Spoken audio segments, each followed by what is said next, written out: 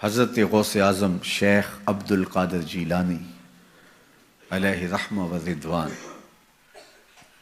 آپ سفر پہ جاتے ہیں تو ڈاکو پڑتے ہیں، سب کی تلاشی ہوتی ہے۔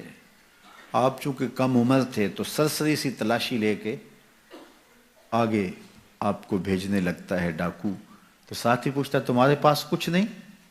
کہا نہیں، میرے پاس 40 درہم ہے۔ تو وہ رک گیا، کہاں ہے؟ کہاں یہ آستین میں سیے ہوئے۔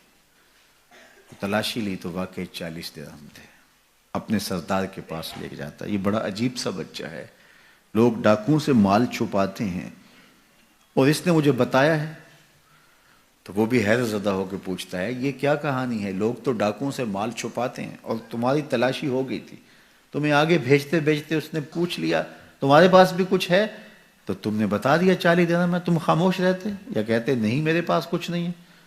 کہا میری ماں نے رخصت ہوتے ہوئے میری آستین میں یہ 40 درہم سیے تھے اور ساتھ وصیت کی تھی بیٹا زندگی میں کبھی جھوٹ نہیں بولنا۔ میں ماں کے عہد پہ کھڑا ہوں، ماں نے مجھ سے عہد لیا تھا، اس عہد پہ کھڑا ہوں۔ اللہ اکبر۔ اب وہ ڈاکوؤں کا سردار سجدے میں سر رکھ دیتا ہے، مالک یہ بچہ ہو کے اپنی ماں کے عہد پہ کھڑا ہے اور میں تیرے عہد پہ کھڑا نہیں ہو رہا۔ حضرت غوث اعظم کے ہاتھ پہ سب سے پہلے توبہ کرنے والے یہ ڈاکو لوگ تھے۔ جب آپ سچ بولتے ہیں تو اللہ اس سچ کی برکت سے نور دلوں میں پیدا کرتا ہے۔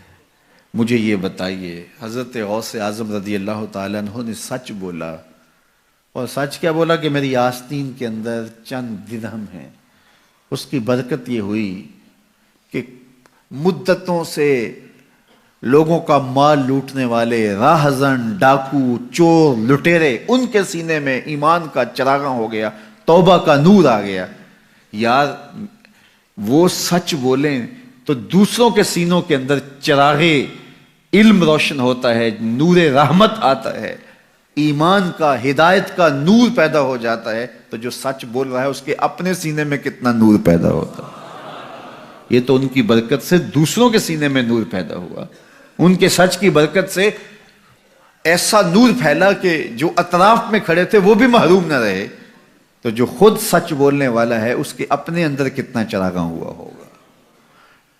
تو جب آپ سچ بولتے ہیں تو آپ کی بات دلوں میں اترتی ہے، آپ کی بات روحوں میں اثر کرتی ہے۔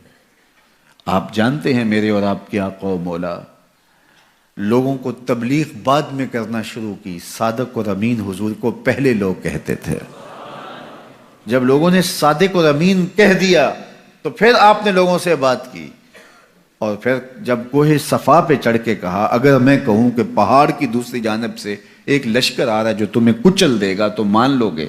تو انہوں نے کیا کہا تھا؟ نظر نہ بھی آیا تو کہیں گے ہم اندھے ہیں تم سچے ہو۔ اتنا یقین ہے، اتنا یقین ہے۔ اللہ اکبر۔